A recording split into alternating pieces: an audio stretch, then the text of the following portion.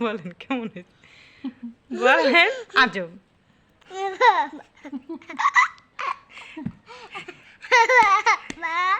তুমি বলো কেমন হয়েছে কেমন হয়েছে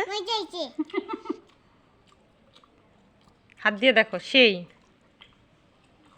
ভাই আপনি বলেন আপনার হাত দিয়ে হবে কি অবস্থা আপনি যদি আমার সাপোর্টই না করেন তাহলে আমি ভিডিও বানাবো কেমনে